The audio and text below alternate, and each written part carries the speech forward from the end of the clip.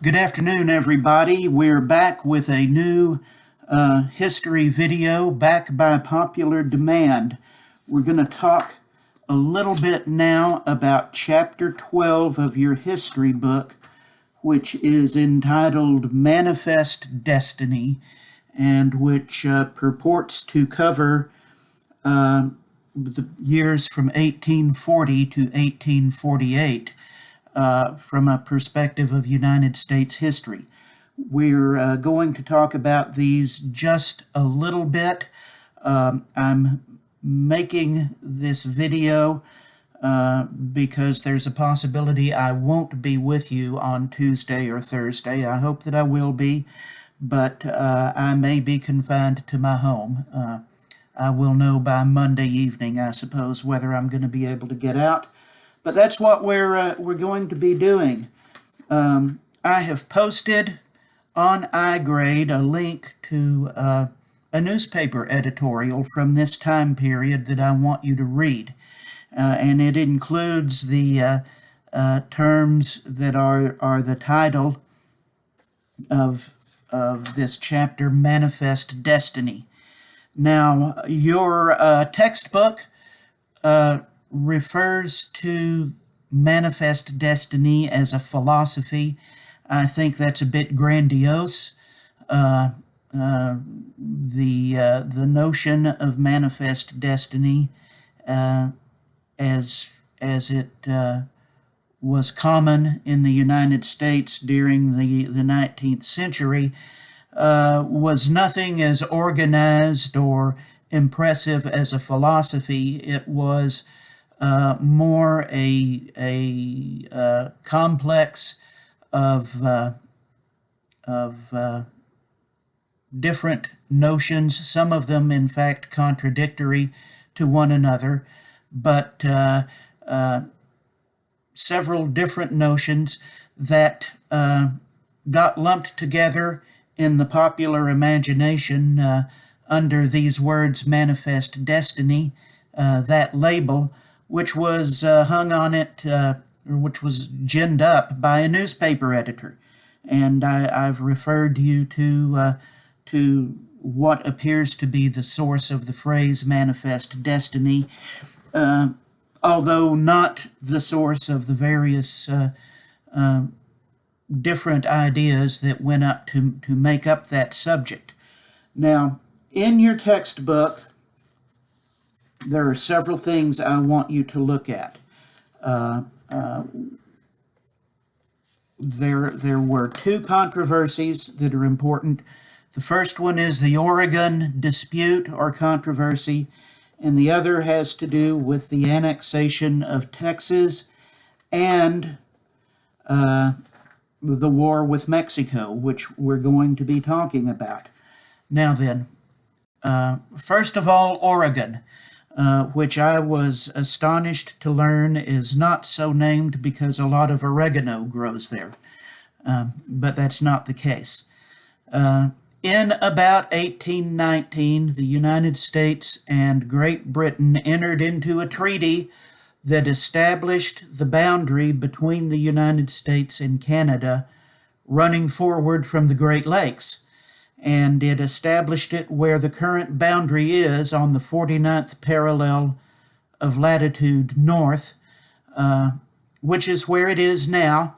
And it established that boundary all the way to the Continental Divide. You remember us talking about the Continental Divide on last Thursday. The boundary between the United States and Canada was going to run along that line, which was also the northern boundaries of North Dakota and Montana. Beyond the Continental Divide, there was no agreement about where the boundary would be.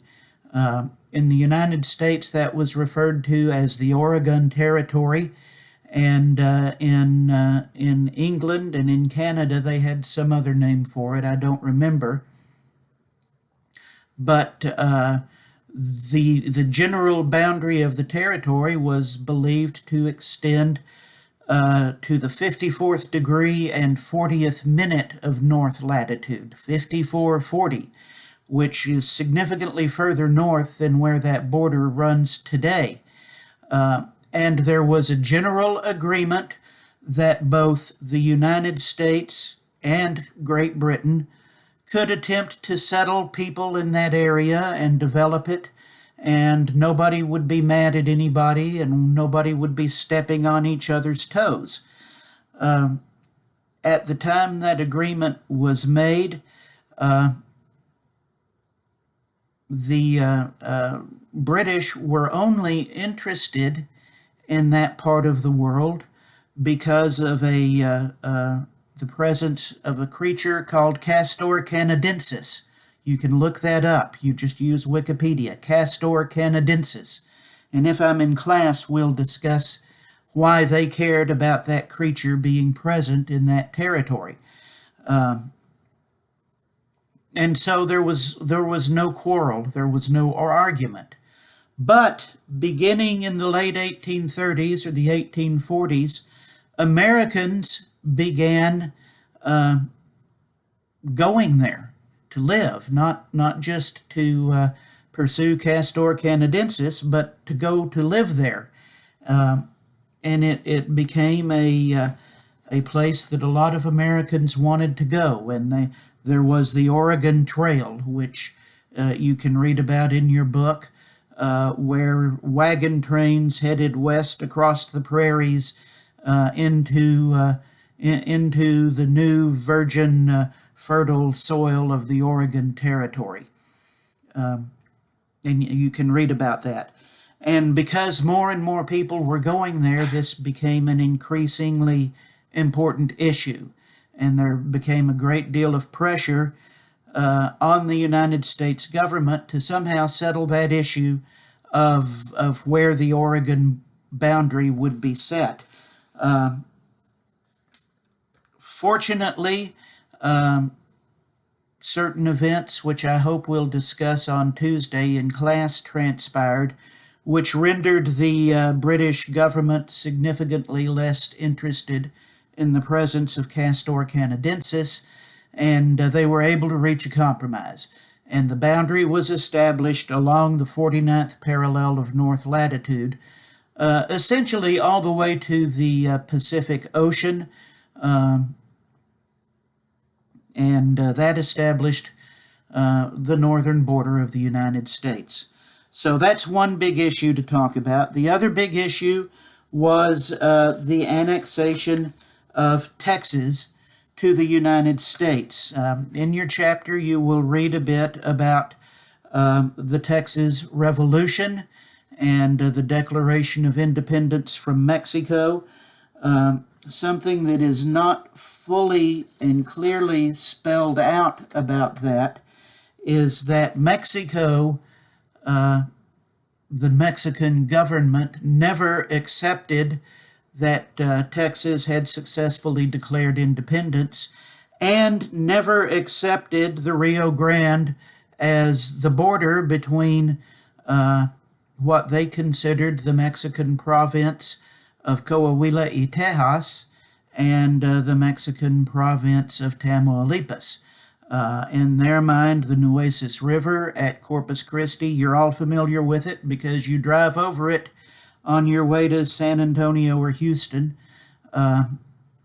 was in fact the boundary between the two Mexican provinces. So that was an unsettled issue, but because of political conditions in Mexico, the Mexican government was unable to do very much about things. A lot of the people in Texas wanted from the very beginning for Texas to be annexed by the United States. In 1836, when those events happened, there was less enthusiasm in the United States over it because of that perennial issue of slavery. There was no desire on the part of the people in the northern states to admit another slave state. And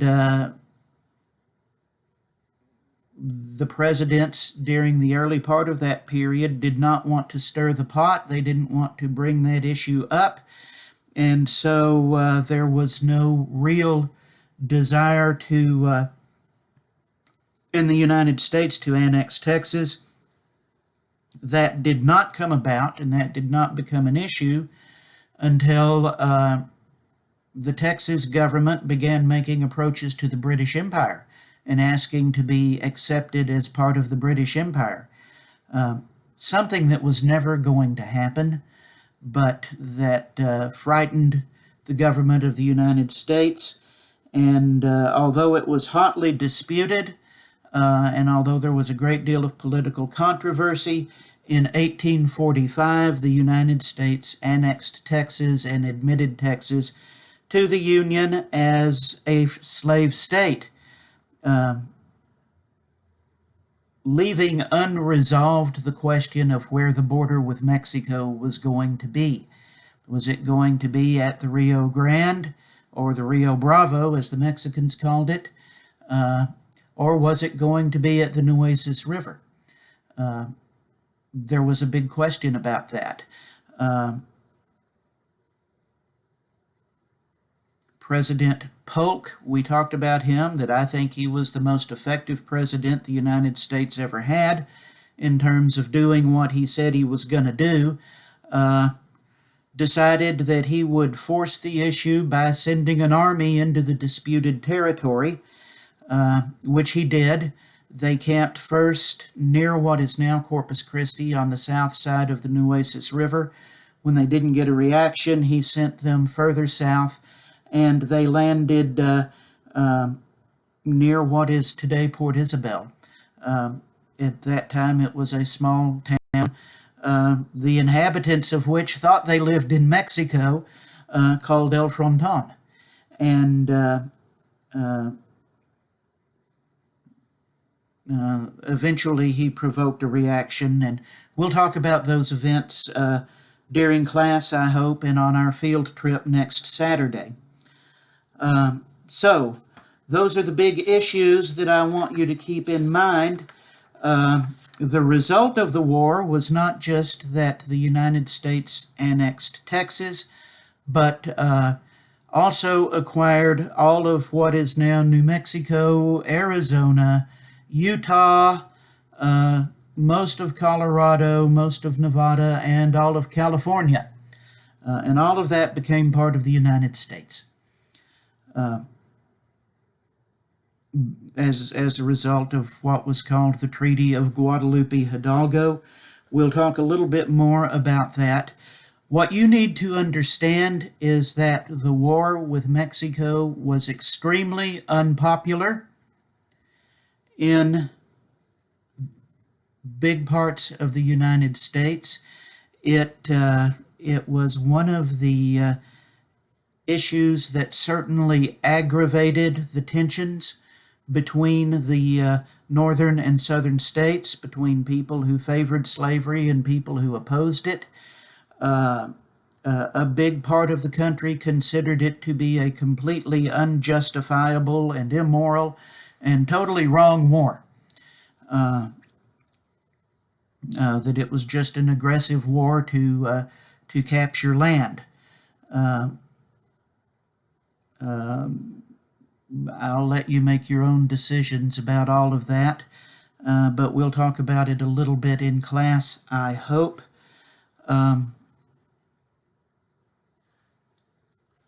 President Polk had run for president on a platform of settling the Oregon border, annexing Texas, and acquiring California, and he did all of those things. The people in the slave states were happy because they believed they had acquired a great deal of territory that they were going to be able to settle as slave states, and it became a controversial topic and a controversial issue. So those are the things that I want you to keep in mind. Keep in mind that the idea of manifest destiny was not universally accepted by Americans. during this time period. A lot of them rejected and regarded it as arrogant, immoral foolishness. And we'll talk some about that. So I hope that I get to see you on Tuesday and Thursday. And I hope that I get to see you on Saturday. Be reading your textbook and the stuff I assigned for you. Have a good weekend. That's all for now.